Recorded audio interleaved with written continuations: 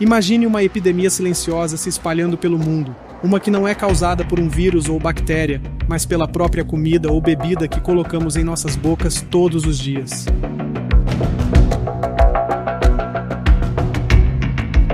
The reality of it is, junk food hijacks your normal appetite centers. Durante décadas, fomos levados a acreditar numa mentira que nos foi contada repetidamente, tão repetidamente que a aceitamos como verdade. A mentira de que todas as calorias são iguais. A mentira de que basta contar as calorias e comer menos do que queimamos para manter um peso saudável. Mas as taxas de obesidade continuam aumentando. Mais e mais pessoas estão sofrendo, e não por falta de tentativas de seguir as diretrizes. Neste documentário, vamos desmascarar essa mentira. Vamos mostrar a verdade sobre a obesidade, a verdade sobre o que a nossa alimentação moderna realmente está fazendo conosco.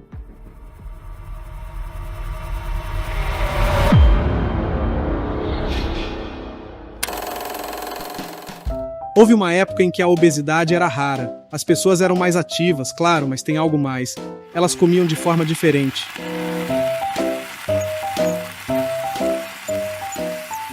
Então algo mudou. As diretrizes nutricionais começaram a focar na contagem de calorias e na redução de gorduras. Fomos apresentados à pirâmide alimentar, que colocava carboidratos processados e de baixo valor nutricional como base, rotulados como fundamentais. The best breakfast under the big top is post-sugar rice crinkles. So crinkly, so delicious, so different. Enquanto adotávamos essas novas diretrizes, um fenômeno preocupante começou a emergir. As pessoas começaram a engordar mais. A obesidade, que antes era rara, se tornou comum. Isso nos faz questionar: será que todas as fontes calóricas são realmente iguais? Faz sentido comparar um alimento com outros levando em consideração somente o valor calórico?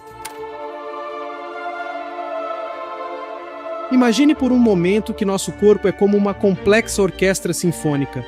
Cada alimento que consumimos possui uma composição nutricional única, e cada nutriente tem a sua importância. Todos desempenham papéis cruciais no nosso metabolismo e determinam nossas respostas hormonais.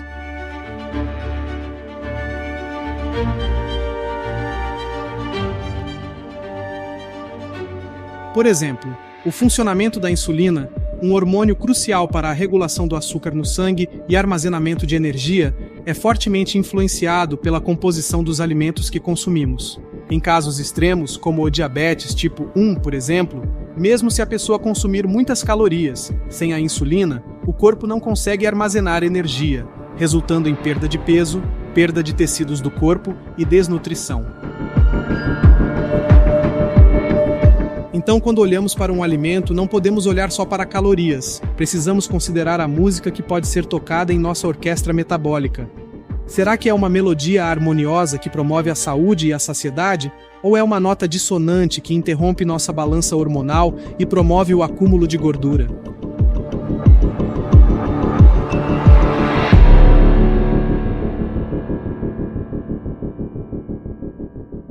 De acordo com a Organização Mundial da Saúde, em 2016, cerca de 39% dos adultos, ou seja, pessoas acima de 18 anos, estavam com sobrepeso e 13% obesos. A obesidade virou uma epidemia no Brasil. É uma doença que acarreta outros problemas de saúde, entre eles hipertensão, diabetes e cardiopatias. As previsões para o futuro também não são animadoras. A previsão é que até 2050, pelo menos metade da população mundial vai ter sobrepeso e uma boa parcela desses vão estar obesos. Obesidade é uma doença extremamente importante e a sua abordagem vai muito além da aparência. Para praticamente todas as pessoas que convivem com obesidade, a gente vai ter a preocupação das doenças associadas. A obesidade carrega junto de si doenças crônicas, metabólicas, não transmissíveis, que são exatamente aquelas que há muitos e muitos anos e ainda mais matam pelo mundo, como diabetes, como inflamação crônica, como hipertensão arterial, como alteração da qualidade do colesterol, como entupimento das artérias e, consequentemente, o infarto e derrame. A obesidade tem que ser abordada e ela tem que ser resolvida. Todo mundo que lida com a obesidade precisa diariamente lutar para vencê-la. Acredito que a primeira coisa é dizer a verdade. Obesidade é um problema mundial de saúde pública e deve ser tratado por todos como doença. Esquecemos que muitas vezes as doenças não precisam ser tratadas com medicação ou cirurgia, mas existem muitos métodos preventivos. A alimentação saudável e as mudanças de hábito são sempre bem-vindas como parte desses métodos preventivos. Além disso, partindo desses princípios, não nos cabe apenas transferir a culpa para o paciente obeso, pois creio que a obesidade possui vários aspectos que culminarão na ingesta inadequada e no ganho de peso. Mas precisamos sim falar desse assunto sempre que possível. Uma meta-análise que juntou mais de 600 estudos publicados entre 2009 e 2015 reforçou a ideia de que os pais são os mediadores mais importantes na relação entre o meio ambiente e a alimentação das crianças. Os pais, então, devem ser o alvo principal no esforço para prevenir e controlar a obesidade infantil. A abordagem da obesidade é ampla, precisa ser feita por uma equipe multidisciplinar e o principal, antes de pensar como eu vou tratar, é pensar o que está causando. Por que eu estou obeso? Por que o meu corpo está acumulando gordura? O que está acontecendo de errado? Para a maioria das pessoas, a resposta está nos seus hábitos. E o primeiro hábito que precisa ser adequado, que precisa ser melhorado, corrigido, é a dieta. Tudo aquilo que a gente come e que a gente bebe. Aquele combustível que eu estou dando para o meu corpo, se ele não estiver adequado, eu já tenho ali uma chance muito maior, especialmente dependendo da minha predisposição genética, de fatores hormonais, de fatores ambientais, de acumular gordura, de favorecer a obesidade. Então isso precisa ser resolvido. Eu preciso buscar a causa. O que está errado para tratá-la adequadamente.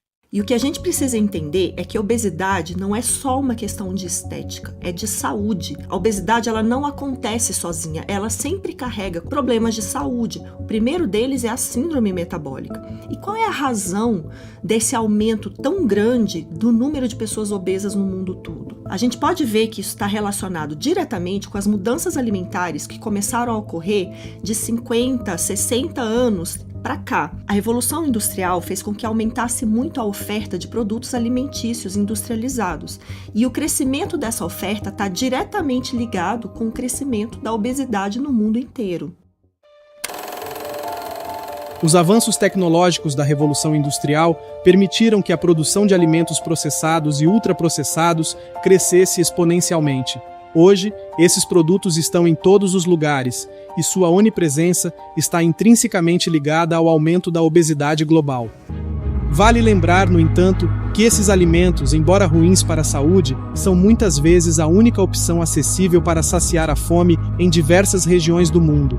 Esses alimentos, embora preencham o estômago, são carregados de açúcares, gorduras hidrogenadas e diversos aditivos químicos nocivos à saúde. E claro, são incrivelmente pobres em nutrientes essenciais. Além disso, o consumo desses alimentos pode levar a uma maior necessidade do corpo por micronutrientes. Isso ocorre porque o processamento de alimentos com alto teor de açúcares e gorduras hidrogenadas demanda uma maior utilização de vitaminas e minerais pelo corpo para metabolizá-los. Portanto, esses alimentos não apenas fornecem poucos nutrientes, como também podem exaurir as reservas já escassas de nutrientes no corpo. A ausência desses micronutrientes pode promover o ganho de peso, uma vez que o corpo pode reagir a essa deficiência nutricional, aumentando o apetite na busca por esses nutrientes essenciais. Além disso, o consumo excessivo desses alimentos processados pode levar à inflamação em nível celular, um fenômeno conhecido como inflamação metabólica. Esta não apenas promove o acúmulo de gordura, mas também pode levar a uma série de doenças crônicas, incluindo doenças cardiovasculares e diabetes.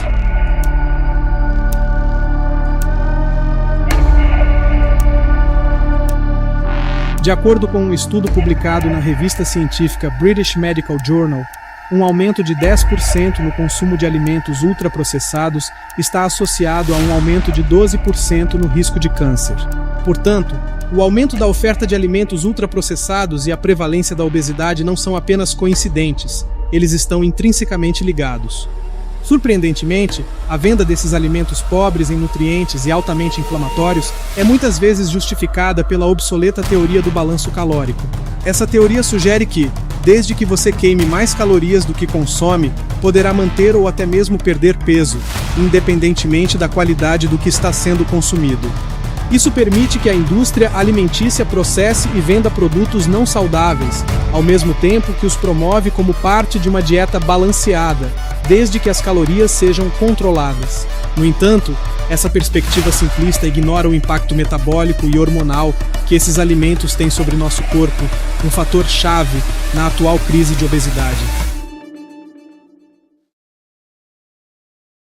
Inúmeros sistemas hormonais influenciam na decisão de quando comer e quando parar de comer. Nós paramos de comer quando o nosso corpo envia sinais de saciedade para o cérebro, e quem faz isso são hormônios, como peptídeo YY, colicistoquininas, que é a CCK. Então, a obesidade é um transtorno hormonal, não é um transtorno calórico. Por mais de 30 anos, médicos e nutricionistas recomendam uma dieta com baixa caloria e baixo teor de gordura para combater a obesidade. No entanto, essa epidemia só vem aumentando ao longo do tempo. Será mesmo que contar caloria seria a solução para combater esse problema metabólico? Um fenômeno que tem ocorrido hoje em dia é a obesidade associada com a desnutrição. Isso é uma coisa nova que tem acontecido porque as pessoas elas têm comido mais calorias, mas são calorias que não estão acompanhadas de nutrientes, então são calorias consideradas vazias. O que acontece é que quando existe uma carência de nutrientes para o corpo, o nosso corpo ele tende a buscar esses nutrientes, então a gente tem o aumento dos sinais de fome no cérebro. E aí você tem aquela fome crônica e vai buscar por alimentos calóricos. Então a gente aumenta o consumo de calorias, mas não está dando para o corpo aqueles nutrientes que ele precisa. E isso vira um ciclo vicioso, onde vem a compulsão alimentar. Esse consumo excessivo de calorias pode estar relacionado com uma disfunção de todo o sistema de fome e saciedade que o nosso corpo tem. E o que são calorias vazias? Para entender esse conceito, é importante entender o que é nutriente para o seu corpo. Quando a gente come, os alimentos eles são ricos em nutrientes, que são divididos em 5 tipos. As vitaminas e os minerais, que são chamados de micronutrientes, que são fundamentais para a formação de estruturas do seu corpo, como os ossos, e também participam da regulação de diversos processos do corpo, como o transporte de substâncias para dentro e para fora das células, o controle da contração muscular, produção de hormônios e até o metabolismo e a produção de energia do seu corpo. Mas esses nutrientes, eles não podem ser transformados em energia pelas suas células. Uma outra categoria de nutrientes são os macronutrientes, que são as proteínas, as gorduras e os carboidratos. Todos esses macronutrientes, eles podem ser utilizados pelo corpo para a produção de energia, mas 2 deles, que são as proteínas e as gorduras, também são estruturais, ou seja, seu corpo usa esses nutrientes para fazer suas estruturas. O carboidrato não é estrutural. E quais estruturas o seu corpo faz com gorduras e proteínas? A membrana que reveste as suas células é feita de gorduras. Seus músculos, eles são feitos principalmente de proteína. Seus hormônios sexuais, por exemplo, eles são feitos de colesterol, que é fabricado pelo seu fígado a partir da gordura que você come. O colágeno, que é responsável por unir todas as suas células, formando as suas estruturas, também é uma proteína. Então a nossa necessidade de estar ingerindo esses nutrientes é diária, mas a nossa alimentação é baseada no único nutriente que o seu corpo não utiliza para formar estruturas, que é o carboidrato. Ou seja, a sua alimentação fornece muitas calorias, mas poucos nutrientes. E isso tem um impacto muito grande em todo o seu metabolismo e no controle da fome e da saciedade. É por isso que hoje a gente vê esse fenômeno de pessoas obesas, porque estão consumindo muita caloria, e subnutridas, porque essas calorias elas não têm os nutrientes necessários para o bom funcionamento do corpo. Segundo os dados de 2019 levantados pela Organização Mundial da Saúde, o consumo anual de açúcar pela população brasileira era de 30 quilos por pessoa. Isso equivaleria a dizer que cada brasileiro está ingerindo cerca de 6 colheres de sopa de açúcar por dia, fora o açúcar em forma de amido que está naturalmente nos alimentos. Por exemplo, 100 gramas de arroz, ou 100 gramas de batata, ou 100 gramas de pão integral, eles têm em torno de 30 a 40 gramas de açúcar na sua composição. 100 gramas de macarrão, ou 100 gramas de tapioca, tem em torno de 70 a 75 gramas de açúcar na sua composição. Então, se a gente somar o consumo de açúcar adicionado mais o consumo de alimentos ricos em açúcar, a gente estaria consumindo algo perto de 100 quilos de açúcar por ano por pessoa. As dietas padrões, elas são baseadas na contagem de calorias.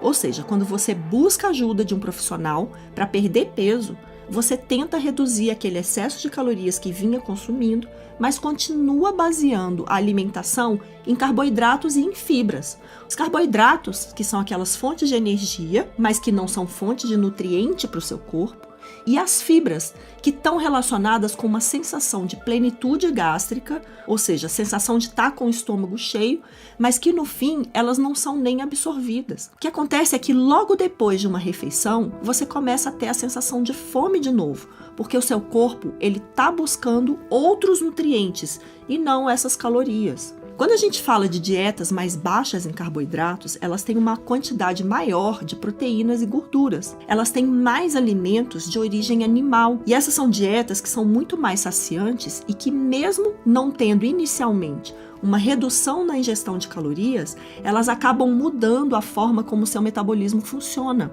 Porque quando o nosso metabolismo está baseado em glicose, quando você está usando exclusivamente glicose como fonte de energia para o teu corpo, a gente está precisando produzir um hormônio que chama insulina. E a insulina, quando ela fica alta no teu corpo cronicamente, ela faz com que toda a gordura que está dentro das tuas células do tecido adiposo, elas fiquem ali trancadas, trancafiadas.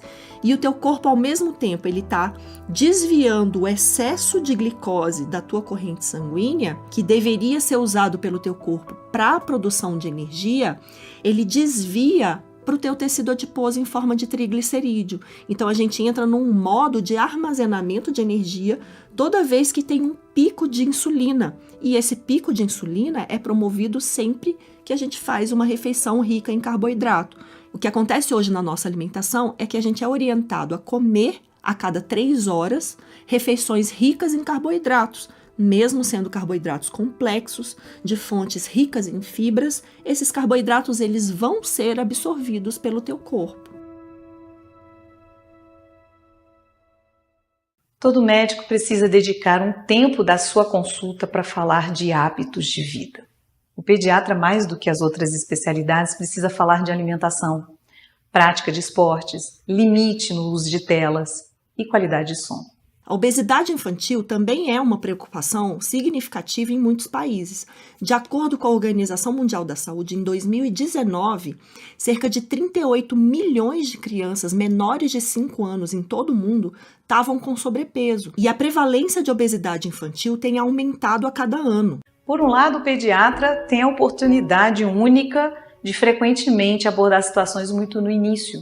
Situações de sobrepeso, obesidade ainda sem complicações ou ainda com poucas complicações. Isso é muito positivo, pois a chance de reverter essas situações é maior. Por outro lado, falar de estilo de vida de uma criança é falar de estilo de vida de uma família. E mudar o estilo de vida de uma família toda é muito difícil. A família precisa estar consciente e disposta a mudar, e nem sempre isso é uma realidade. Muitas vezes quem tem hábitos ruins não está na consulta, ou mesmo presente não está disposto a mudar. Por isso entendo que trazer dados concretos, como o resultado de exames já alterados, mostrar os dados antropométricos, como por exemplo a localização do índice de massa corpórea da criança na curva por idade, explicar como possíveis queixas trazidas na consulta, como falta de ar, falta de energia, alergias de pele, sintomas de refluxo, déficit de atenção, sono ruim, entre tantos outros sintomas, estão sim relacionados a uma alimentação ruim, repleta de calorias, mas extremamente carente de nutrientes. Não adianta eu prescrever uma alimentação com comida de verdade como se fosse um tratamento, né? Um tratamento tem início e fim, e se a gente pensar em prevenção de obesidade, os cuidados devem ser para sempre. O que observamos é que nós temos famílias com comportamentos muito diferentes no que diz respeito à alimentação. Basicamente, nós temos 4 tipos de estilos parentais. Nós temos os pais que são responsivos, que são pais muito responsáveis e também muito exigentes. Nós temos pais indulgentes ou permissivos, que são pais muito responsáveis, mas que exigem pouco dos filhos. Temos os pais controladores ou autoritários, que são pouco responsáveis, mas que exigem muito. E nós temos os pais negligentes ou ausentes, que, além de pouco responsáveis, também são pouco exigentes. O que se observa é que crianças criadas em casas mais responsivas não somente elas comem de forma mais saudável, mas elas são fisicamente mais ativas e elas apresentam menores níveis de índice de massa corpórea quando comparadas com crianças dos outros grupos.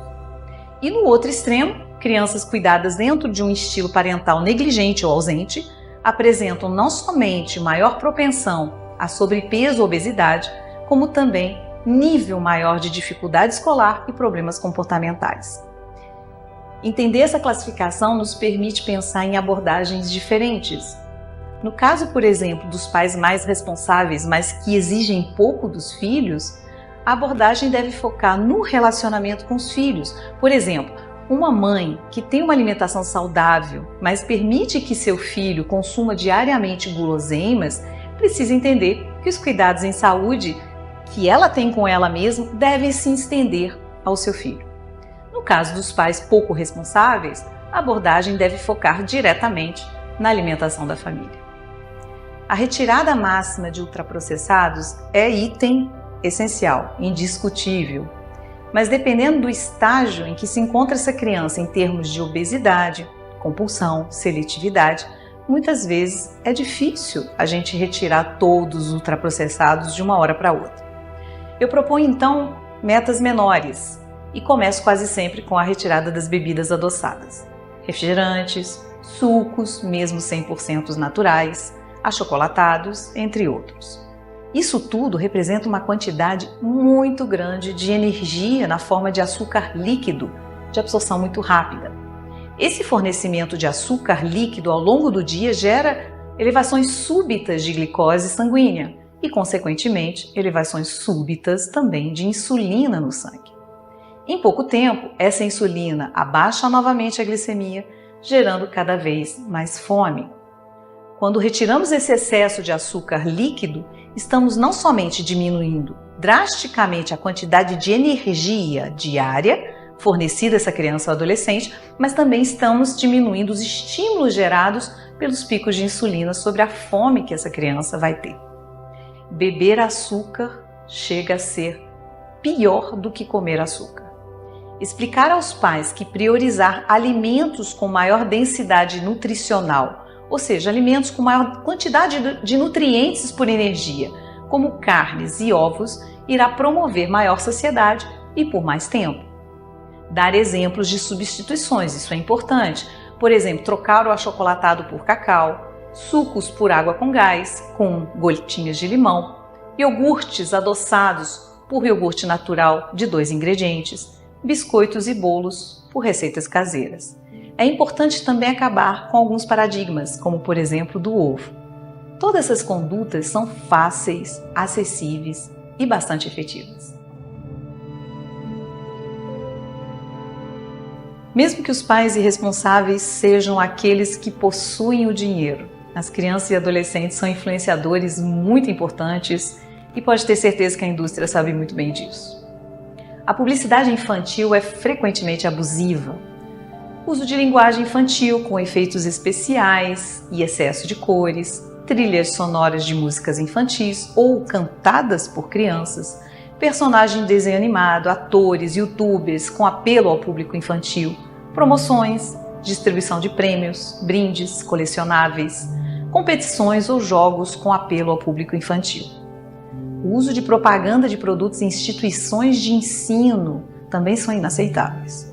Crianças menores de 12 anos ainda não desenvolveram um pensamento crítico e, portanto, são absolutamente vulneráveis a apelos comerciais.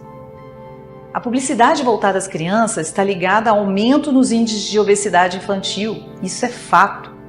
Os produtos mais anunciados são cereais açucarados, refrigerantes, doces, biscoitos, salgadinhos e fast food. Além das propagandas na TV ou internet, esses produtos estão frequentemente posicionados de forma estratégica no supermercado, próximos aos caixas ou em prateleiras mais baixas, na altura dos olhos das crianças.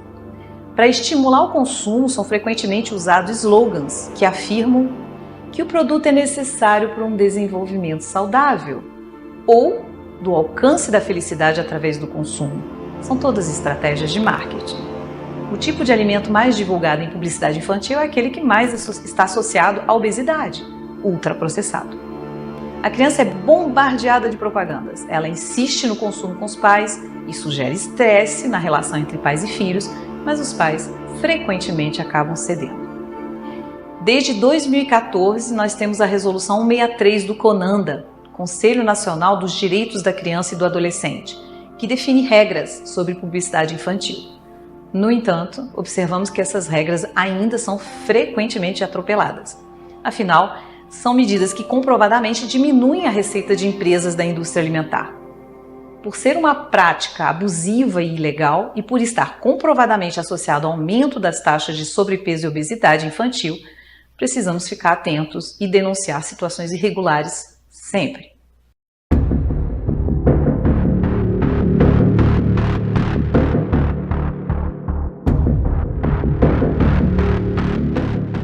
A cirurgia bariátrica tem sido utilizada hoje em dia como a primeira opção para resolver a síndrome metabólica, que nada mais é do que o seu corpo que não consegue mais lidar com o excesso de açúcar da sua alimentação.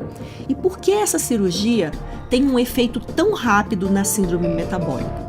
Porque ela impede a ingestão de excesso de calorias de uma forma mecânica, ou seja, quando você faz a cirurgia bariátrica, você fica impossibilitado de comer mais calorias, porque o estômago ele é reduzido a menos de 10% do seu tamanho anterior.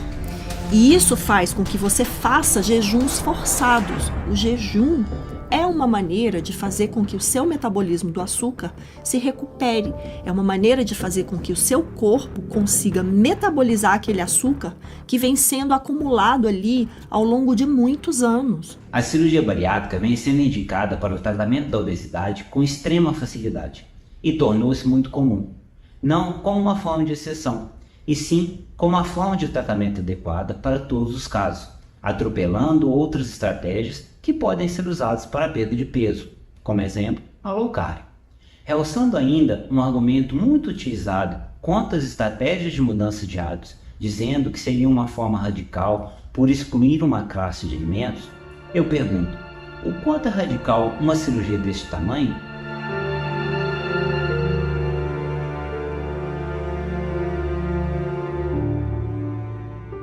Lembre que apesar de existirem diversas variações de técnicas, táticas cirúrgicas para cirurgias bariátricas, a maior parte delas faz uma redução do estômago para caber menos alimentos, associado à exclusão intestinal, onde ocorreria uma absorção maior de nutrientes, levando assim à diminuição da absorção e aproveitamento dos nutrientes.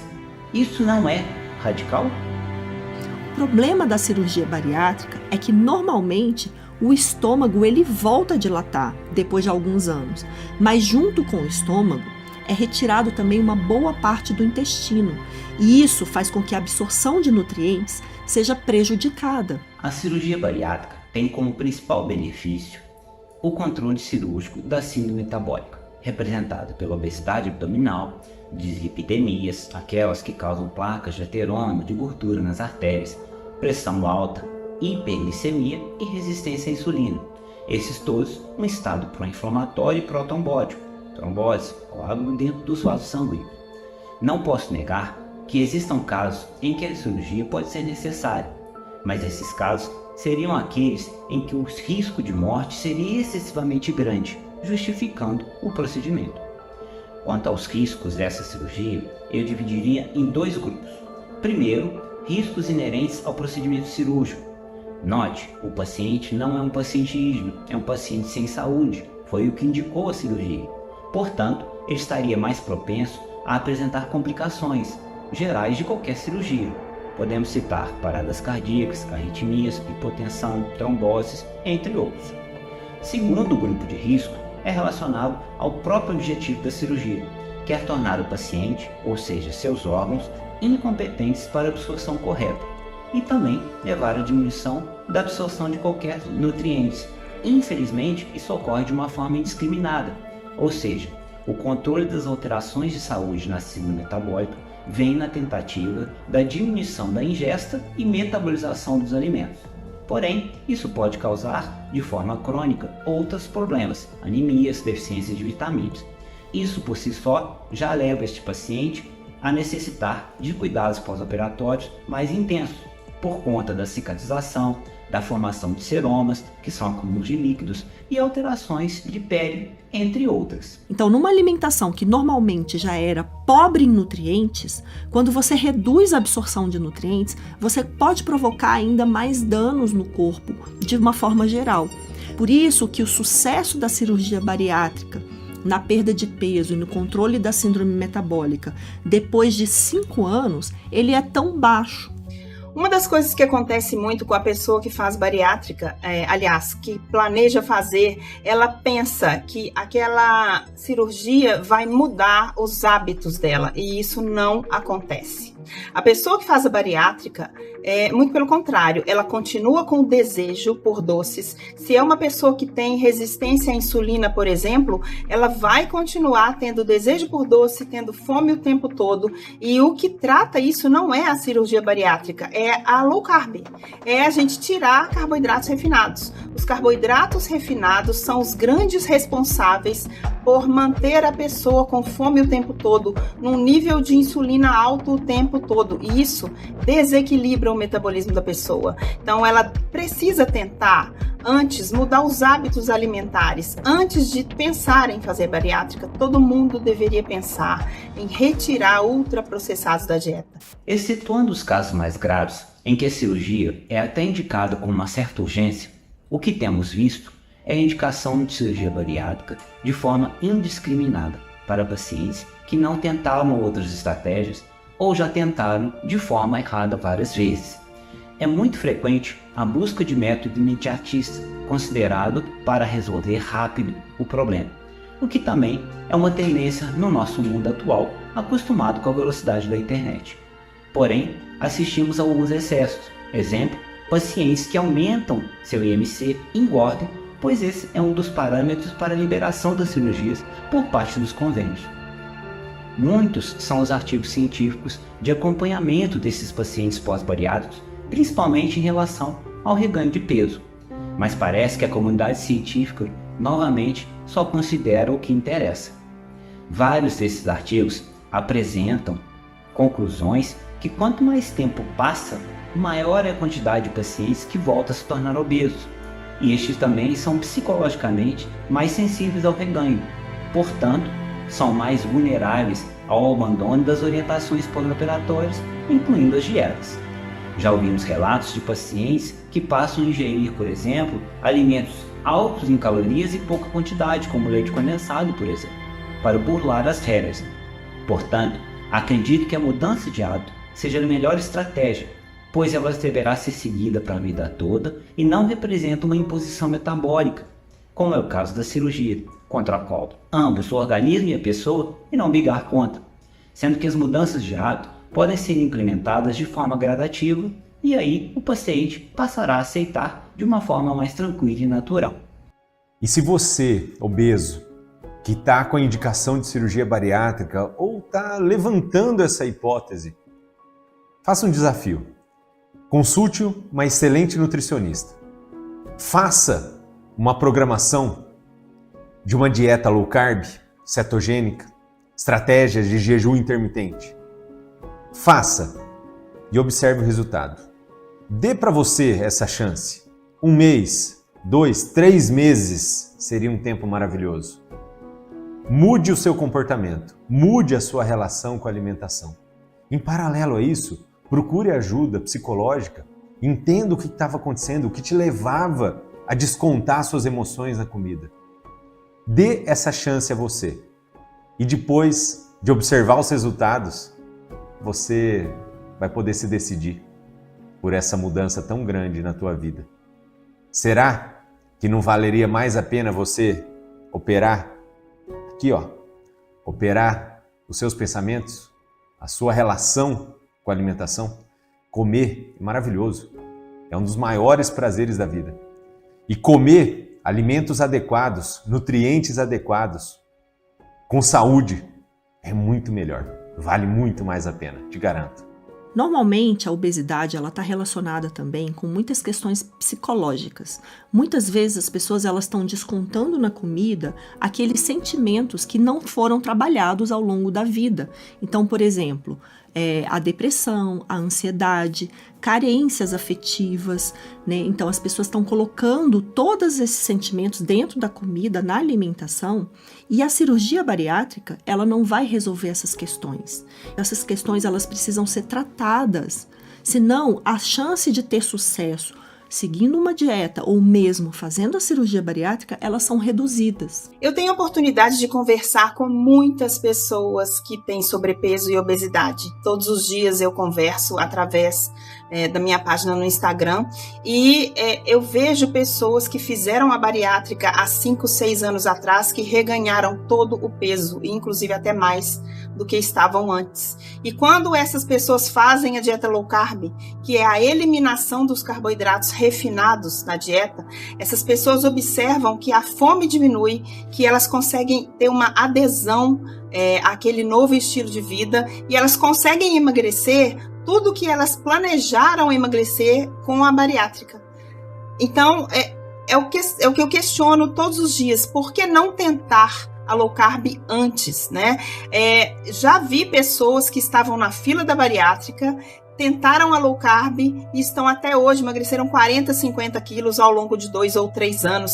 Existe experiência aqui no Brasil em que pacientes candidatos a cirurgias plásticas ou bariátricas passam por uma oficina do obeso. Nesta oportunidade, sob orientação dos profissionais de saúde, pacientes já operados e ainda não operados, seja por cirurgiões bariátricos ou cirurgiões plásticos, irão prestar seus depoimentos sobre aspectos que envolvem todo o processo, assim ocorrendo melhor preparo dos novatos sobre tudo que está por vir. Uma proposta seria: por que não estender essas oficinas para acolher pacientes antes mesmo de qualquer cirurgia? Acredito que assim reduziríamos bastante as indicações de cirurgia bariátrica e incentivaríamos as mudanças de hábito, que mais acredito como estratégia para a perda de peso. Eu tenho uma página de um alcance razoavelmente grande no Instagram e eu converso com muitas pessoas obesas todos os dias. E esse número de pessoas vem crescendo e muitas delas experimentaram a cirurgia bariátrica nos últimos 5 anos e não tiveram sucesso. Então, o que acontece? Muitas vezes as pessoas enxergam a cirurgia bariátrica como uma salvação. Só que é o que eu falo para todas elas. É lógico, se a pessoa já fez, ela precisa lidar com aquilo, mas ela precisa corrigir a alimentação. Não adianta você tirar um pedaço do seu estômago e continuar comendo do jeito que você comia antes.